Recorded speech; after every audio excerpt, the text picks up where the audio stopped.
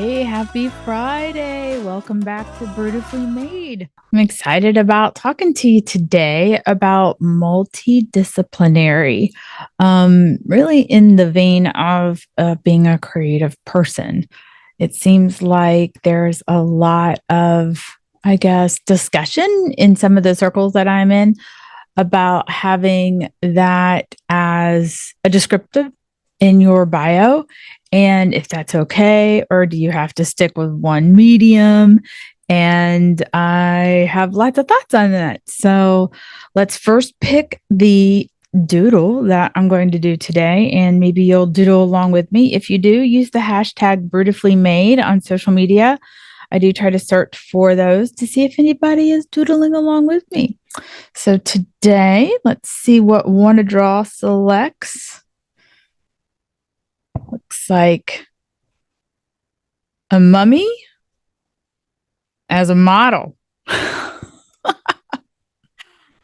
fun. Oh, good. It's another opportunity for me to do something that doesn't need to be super realistic. That's my specialty. So let's get started with doodling and talking about being interested in different types of endeavors. So I really started kind of using that descriptive multidisciplinary a lot this year. I have an interest in so many different things. I love to do painting in traditional ways. Of course, my murals. I do that on all kinds of surfaces. I've painted on brick. I've painted on just drywall. I've painted on some really cool boards that they've installed so they could take the paintings down and move them around.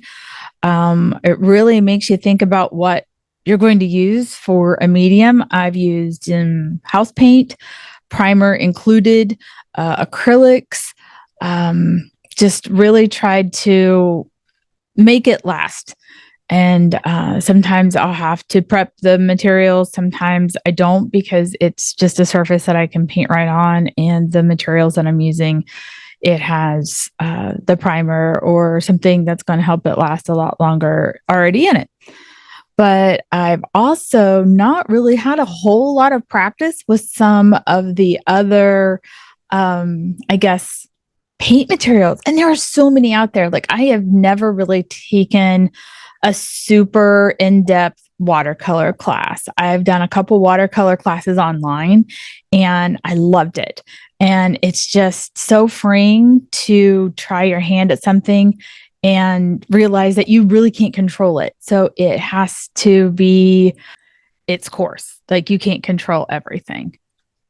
I've taken some of those courses online, and I really like to take some in person. I know that the museum here in town, they offer quite a few different options and opportunities. So I really want to do that eventually. Another thing that I dove into this year that I've never really taken a class in, other than again online, I did a lot of windowsill workshops. So I love that podcast and I love being part of Margot's Patreon. And she offered all of these different workshops for almost, well, over a year.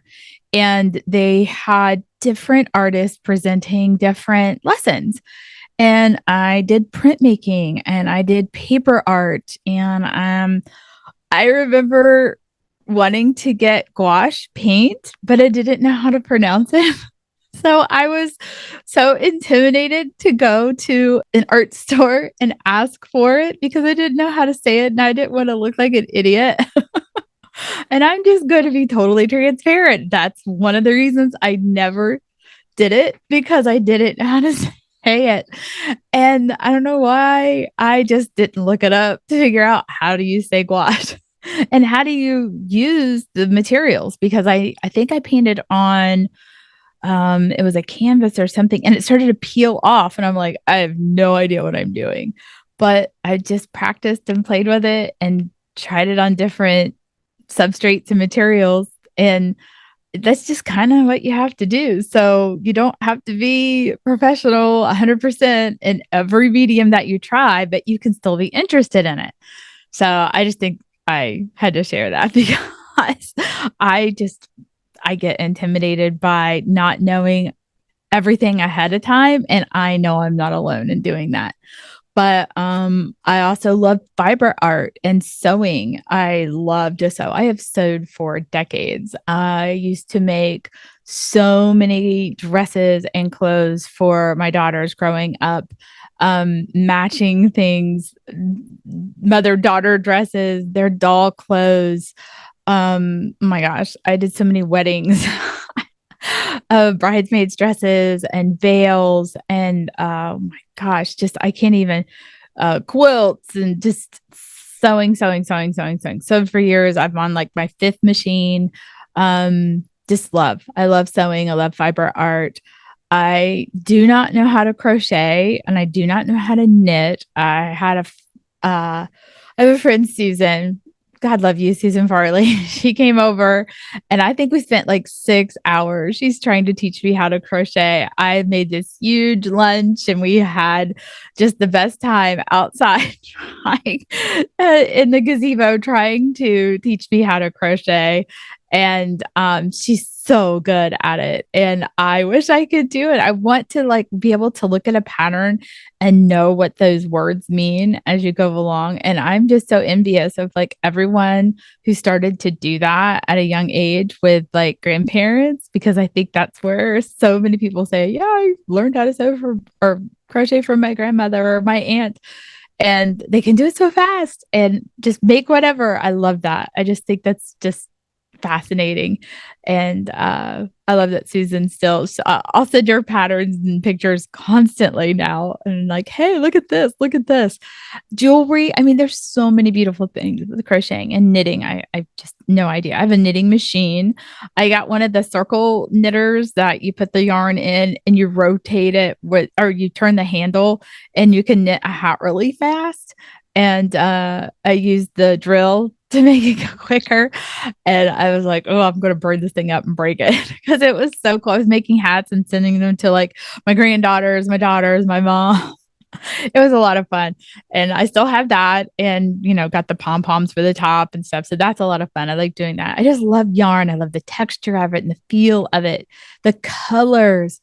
I'm fascinated by that. So I still want to take lessons to learn how to do that.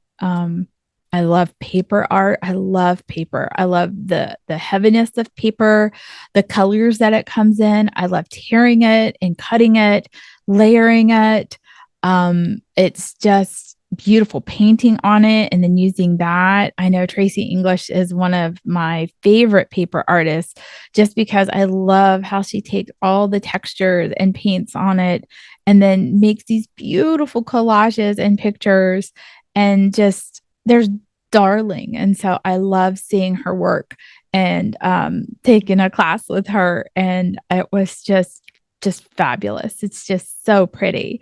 And I just have such a great interest in that and just love and appreciate all the work that goes into that. And I think there's a paper cutting technique. I'm gonna mess up this name, like Shershanetti or something like that. It's Swedish. But you use the really teeny tiny fine scissors and you do paper cutting. My mother saw something on like PBS decades ago and loved that. And I remember paper cutting I think it was a Noah's Ark for her years ago in that kind of technique. And it's because it gave her validation when she saw how they were holding the scissors. And we both hold scissors in a weird way. I learned from my mother because that's the only way she knew how to cut. And so when I was little and in art class, I would get yelled at for holding my scissors wrong. And I remember my mom going into like the parent teacher conferences and the art teacher like reprimanding her for teaching me how to hold scissors backwards. And my mom was like, well, that's how I hold them. That's the only way I know how to show her. And I think I was like five or six. This was very, very young. And so it wasn't until college that I tried to hold scissors, I guess, the right way, the regular way, where they're pointing outward.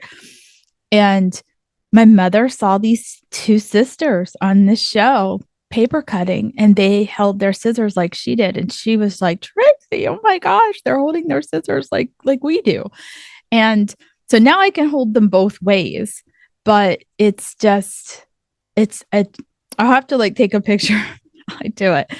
And, but yeah, it was just a way that I always held my scissors because that's the way my mother, held hers. And that's how she taught me. But yeah, I can remember being, reprimanded quite often for holding my scissors incorrectly. And it's just amazing thinking back into the 70s and 80s on how things had to be a certain way to be considered correct, and that if you were going to be an artist, you needed to do it this way.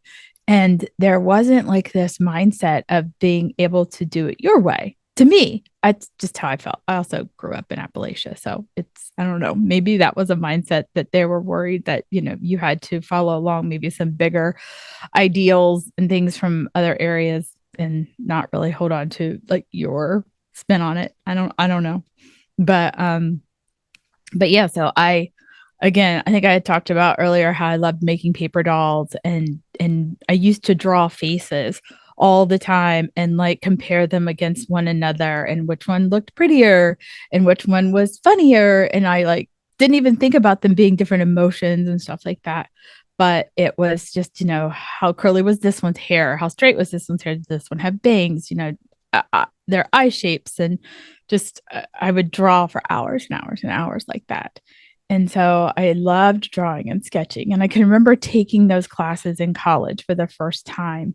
And one of the first critiques that I got, was to stop using the edges of the paper as a frame, to draw past that.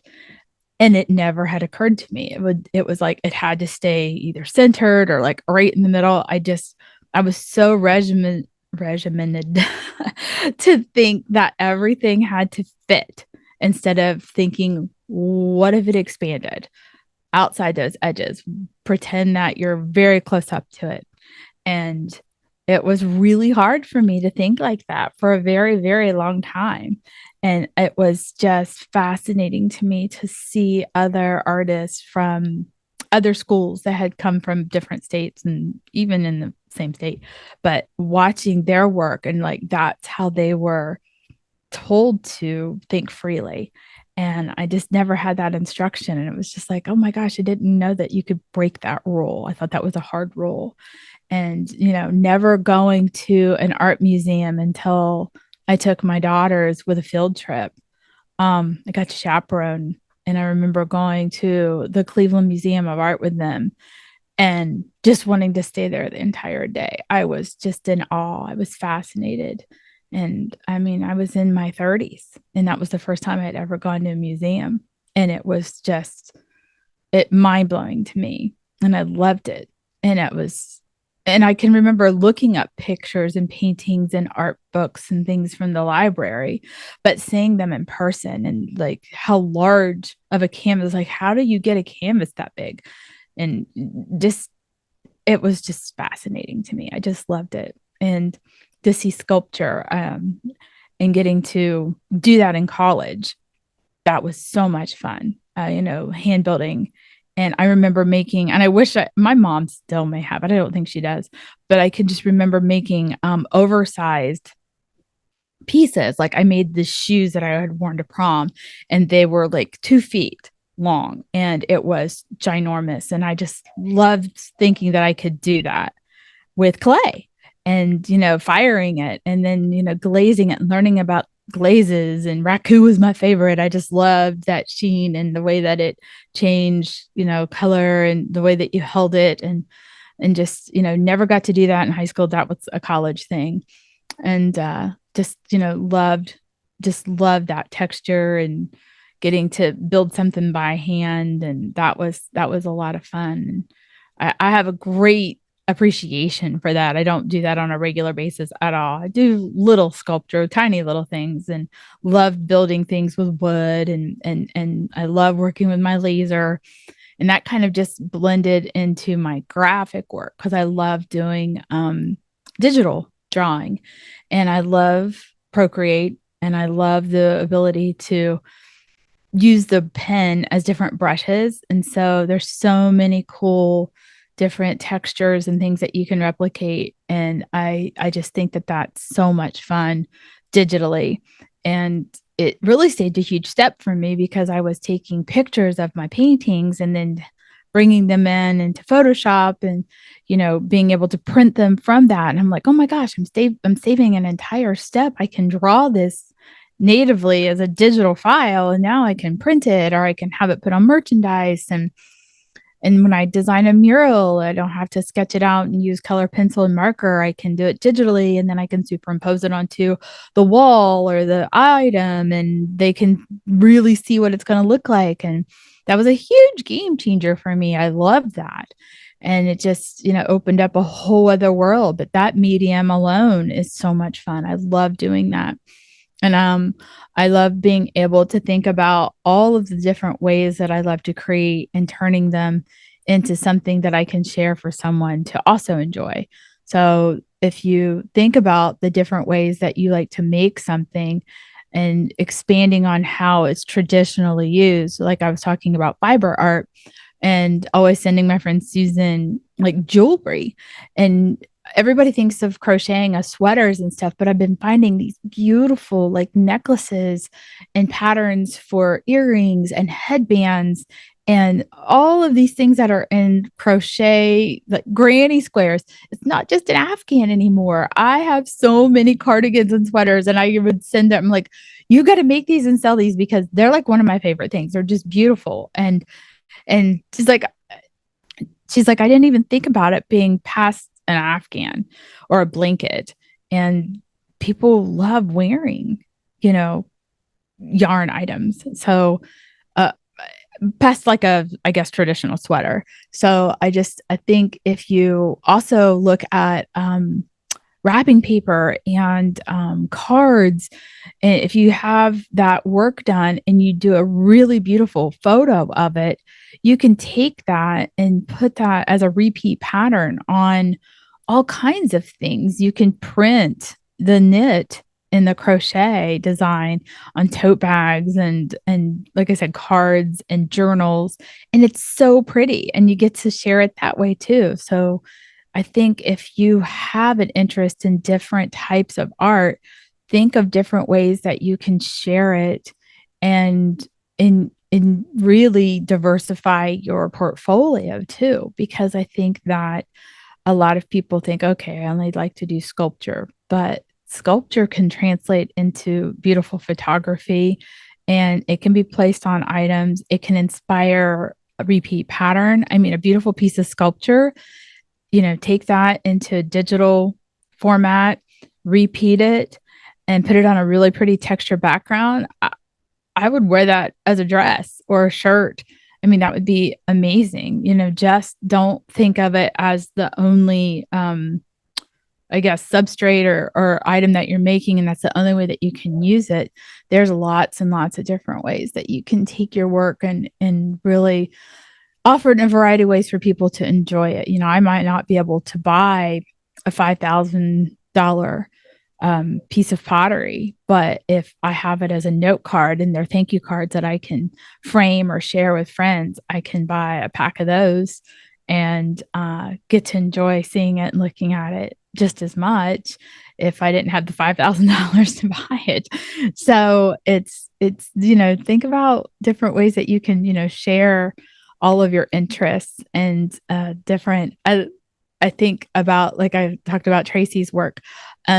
She'll put it on tea towels and calendars and, of course, her cards, but, and then make stories.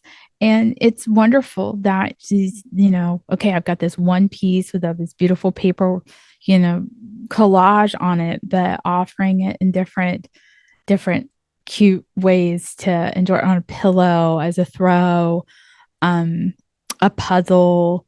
Just it's think about different ways that you can share that work, and it's okay to be interested in all sorts. If you're a painter, you don't have to just stick with acrylics. You can try oils. I've taken one oil class painting, and it was also this year, and it was like a Bob Ross style painting class, and it was so much fun. I'd never done that before, and we had a blast. There was, I don't know, 10 of us. I don't even think it was 10. And it was done by a local artist. I'll find her name and put it in the show notes because she is certified to teach the Bob Ross style.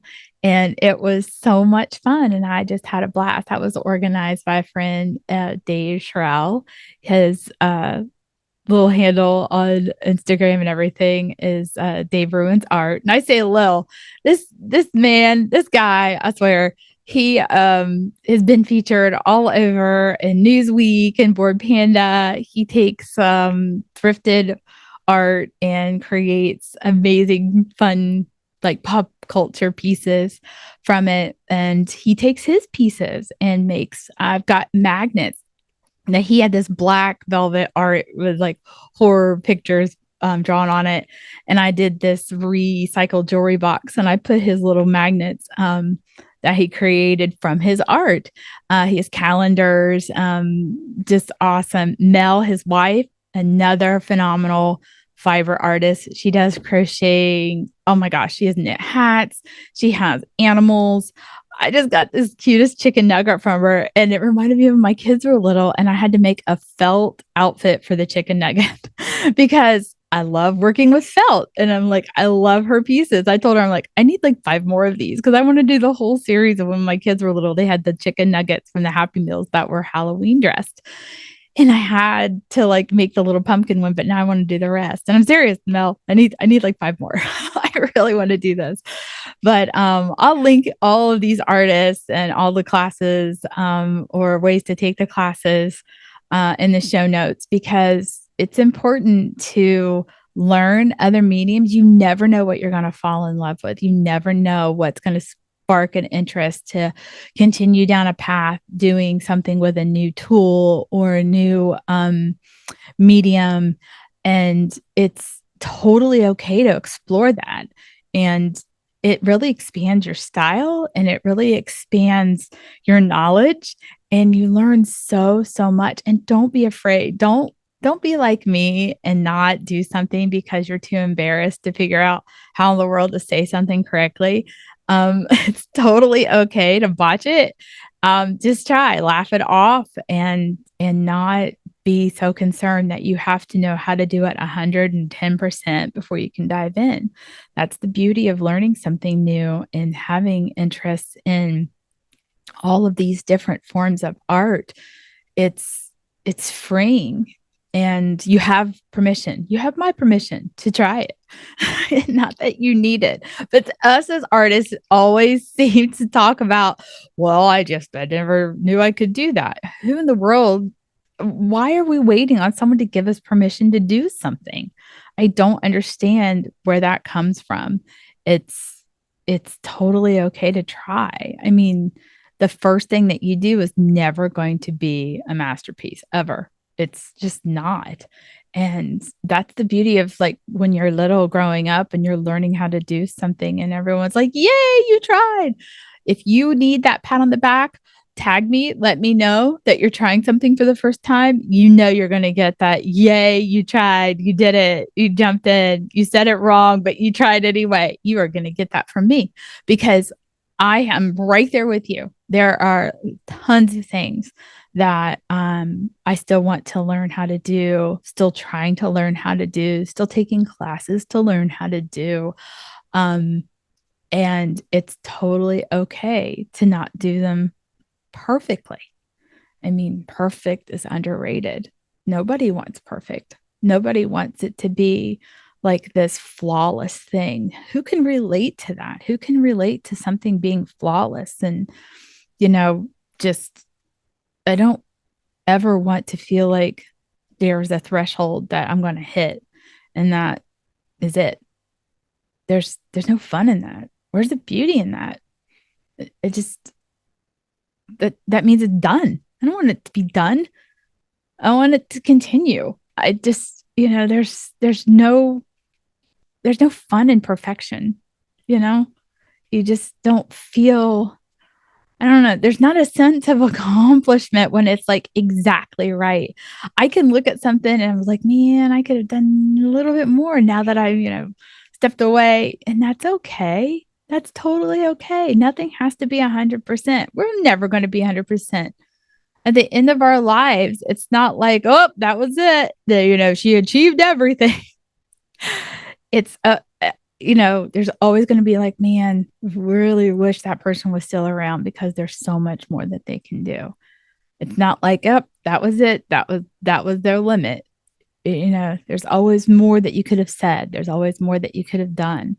And I think you need to look at everything like that because it makes it exciting to try a little bit different spin or approach it another way. And don't don't get rid of things that you're working on. You fail at something, don't toss it, don't throw it away, don't destroy it. Just put it aside for a little bit. Don't do that. Go back and look at it and see how far you've come and see maybe how differently you would approach it and do it again. But just use those as guides and measuring sticks and really think about, man, this is a big change. I still have my portfolio from college and I look back at some of the assignments and I'm like, oh my gosh, this is so raw from where I was, and I look what I didn't know, and look what I know now, and look what I'm still learning, and that's the beauty. I remember doing pen and ink, and had never had other than calligraphy class having to learn how to control that and doing all the hash marks to control like shading, and it was just so cool to try those different pens and then micron pens. I love micron pens. And I remember, wow, I don't have to carry around ink. I can just use these. And there's all different types of, tips and compared to like the nibs that you would use with the pen and ink. And just, again, I can just go through charcoal and pastels and chalk and different pencil hardnesses and just that's one of the things I miss around here. We have no dedicated art store anymore, and I would just go in there and just like, oh, I want to know how to airbrush. Oh my gosh, look at all of these colors. I'm just working with golden paints right now.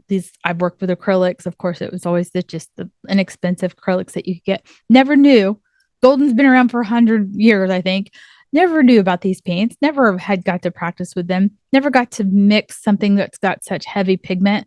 I'm blown away. I have no clue that this was available and just what a game changer.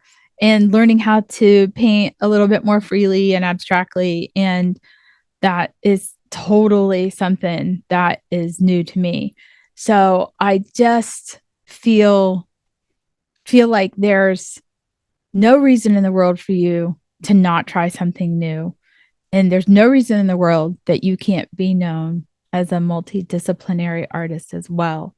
So be interested in painting and sculpting and drawing and sketching and digital art and fiber art and recycled art and metal art and jewelry and everything. Share with me what art that you love to do. Share with me what you like to paint on. I love learning. If there's classes out there, I'd love to know about them. I really think that you have to continue to explore. Don't fear that unknown or the unpronounceable like me. So I hope you enjoyed the mummy as a model. And thanks for listening to me this week. And I'd love to know what you work in, what mediums you work in, and the classes that you take and what you've enjoyed and how you are sharing your work with others. And if you're too afraid to share your work with others, stop being afraid. Share it. Share pictures. I don't care if you don't think it's good enough. It's good enough. It absolutely is good enough. The world needs more of that. They need to see your work and you be brave because it's beautifully made. I'll see you next time. Talk to you next time. Thanks for listening. Subscribe every week. Take care. Bye.